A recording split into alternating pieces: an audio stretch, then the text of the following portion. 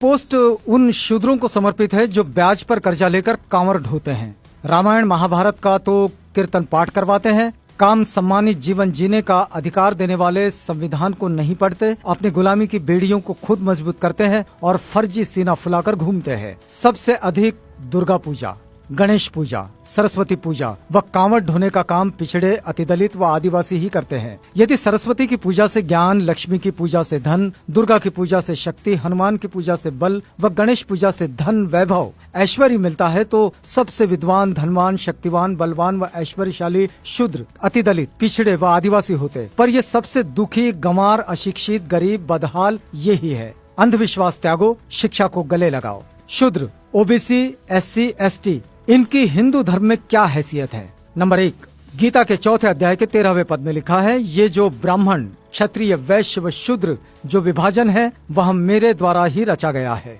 फिर भगवत गीता में लिखा गया है 9वें अध्याय के 32वें पद में, मेरी शरण में आकर स्त्री, वैश्य, शूद्र भी जिनकी उत्पत्ति पाप योनि से हुई है परम गति को प्राप्त हो जाते हैं। महाभारत में लिखा है शूद्र का प्रमुख कार्य तीनों वर्णों की सेवा करना है। महाभारत ये भी लिखता है कि शूद्रों को संचित धन से स्वामी की रक्षा करनी चाहिए।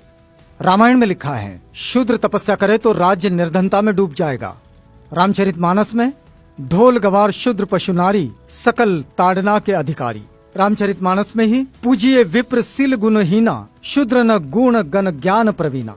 आपस्तम धर्म सूत्र में लिखा है वह शूद्र जो ब्राह्मण के चरणों का धोवन पीता है राजा उससे कर टैक्स ना ले। कथक संहिता में लिखा है कि जिस गाय का दूध अग्निहोत्र के काम आवे शूद्र उसे ना छुएं। इतरे ब्राह्मण सूत्र में लिखा है कि शूद्र केवल दूसरों का सेवक है, इसके अतिरिक्त उसका कोई अधिकार नहीं है। स्कंद पुराण में लिखा गया है कि यदि कोई ब्राह्मण शूद्र को शिक्षा दे तो उस ब्राह्मण को चंडाल की भांति त्याग देना चाहिए।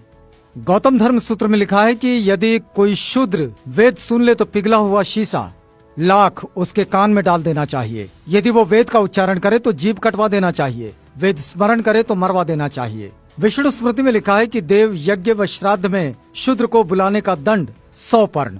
आपस्तम धर्म सूत्र में कहा गया है कि ब्राह्मण कान तक उठाकर प्रणाम करे, क्षत्रिय वक्षस्थल तक, वैश्य कमर तक व शूद्र हाथ जोड़कर एवं झुककर प्रणाम करे। तैत्तरीय ब्राह्मण सूत्र में लिखा है कि ब्राह्मण की उत्पत्ति देवता से, शूद्रों की उत्पत्ति राक्षस से हुई है।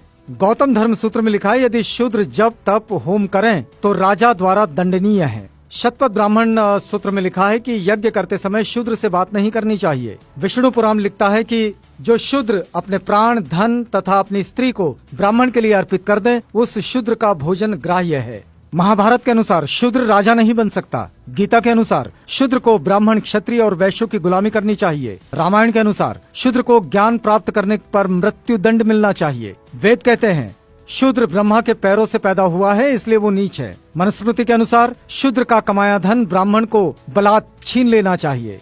वेद कहते हैं शूद्र का स्थान ऊपर के तीनों वर्णों के चरणों में है। पुराण कहते हैं शूद्र केवल गुलामी के लिए जन्म लेते हैं। रामचरितमानस के अनुसार शूद्र को पीटना धर्म है। फिर भी एक सहनशील शूद्र अब भी इन हिंसक धर्म ग्रंथों और इन देवी देवताओं को सीने से लगाए फिरता है। जय विज्ञान, जय संविधान।